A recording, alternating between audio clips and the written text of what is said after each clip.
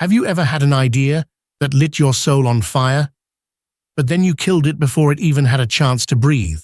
Not because it was bad, not because you didn't believe in it, but because deep down you were terrified of what would happen if it didn't work.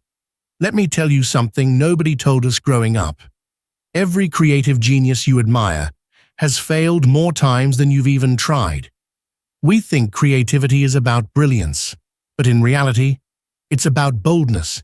You don't need to be perfect. You don't need to be ready. You just need to be brave enough to begin. Because the most creative people in the world, they aren't the ones with the best ideas. They're the ones who aren't afraid to look foolish. When you think of creative people, who comes to mind? Painters, musicians, writers, filmmakers, maybe people like Steve Jobs, Elon Musk, or Leonardo da Vinci. But creativity isn't just about painting or designing cool stuff. Creativity is simply the act of thinking differently, of seeing a problem and imagining a new way to solve it, of asking, what if, when everyone else is saying, that's just how it is. You don't need a canvas to be creative. You just need a brain and the guts to use it. But here's the catch. Every creative idea has something hiding behind it, a shadow, and that shadow is failure. Because to create something new, you have to risk something old. You have to risk being wrong. Now let's be honest. Failure sucks. It hurts your ego. It makes people talk. It makes you question yourself. And the brain? Oh, it hates that feeling. So what does it do? It protects you. It whispers, don't share that idea. It's stupid. Don't try that project. You're not ready. What if they laugh at you? And slowly, your creativity dies. Not because you weren't good enough, but because you were too afraid to try. Let me ask you this. What's worse, failing at something you tried, or living your whole life never knowing what could have been? Because that's what fear does. It keeps you safe, but it also keeps you small. Let me tell you about a guy named Walt Disney. Before Mickey Mouse ever saw the light of day, Walt Disney was fired from a newspaper job because his editor said he lacked imagination. Think about that. The man who redefined imagination was told he didn't have any. He failed. He went broke. And he kept going. Or how about J.K. Rowling? Rejected by 12 different publishers. She was broke, depressed, but she kept writing. Now, Harry Potter is one of the biggest franchises in history. And there's one thing they all had in common. They were afraid, but they moved forward anyway. Maybe you're not writing books. Maybe you're not launching billion-dollar companies. But that doesn't mean creativity isn't part of your life. Choosing a new career path? That's creativity.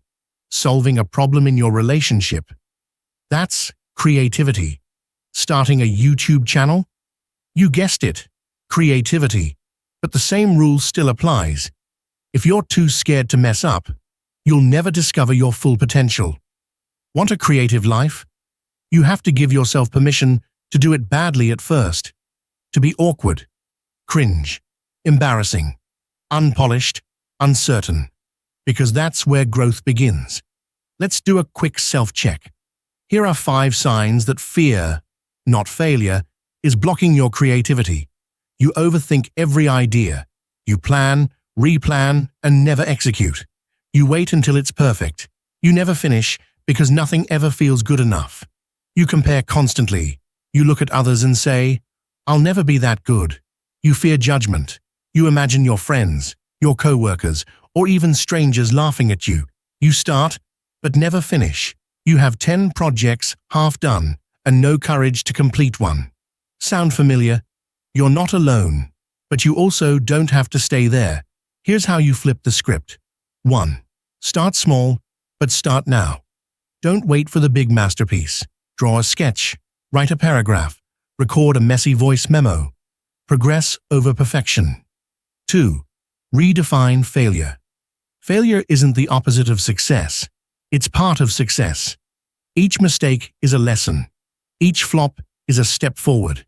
3. Celebrate the cringe.